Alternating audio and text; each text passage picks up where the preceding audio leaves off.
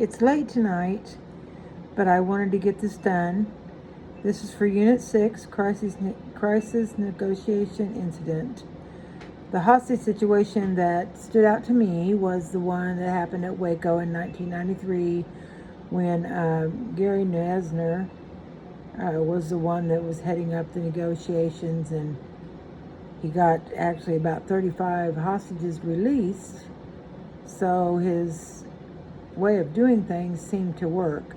But due to the slow progress after that and how much money it was costing, they ended up removing him from that post, and it seems like things fell apart after that. Anyway, so I did my PowerPoint, and so here it is. The hostage negotiation incident. What was done, what happened to change what was working, what mistakes were made, what action was taken, what was Nosner's idea of the best way to negotiate in a hostage situation.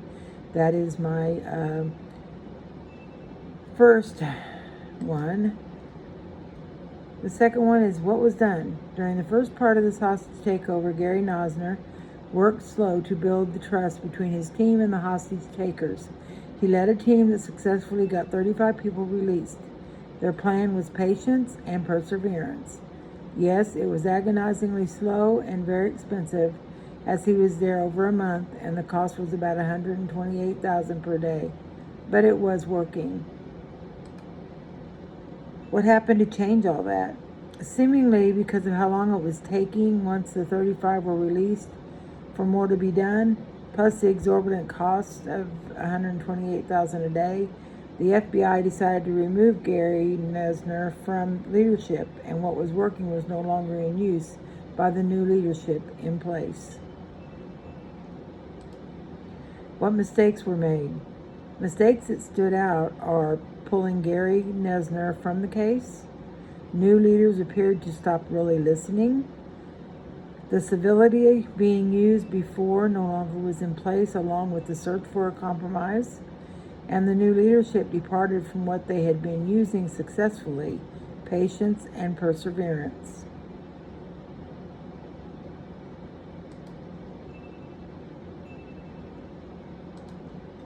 New actions that were taken. These are a few things that occurred once new leadership took over this hostage situation at Waco, Texas. They launched a tear gas attack on the compound.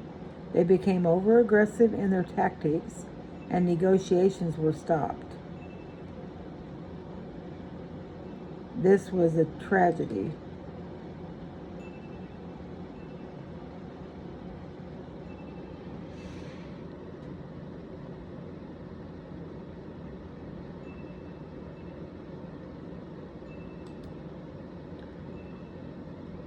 Then I wanted to add, what was the main goal in negotiations per Nesner?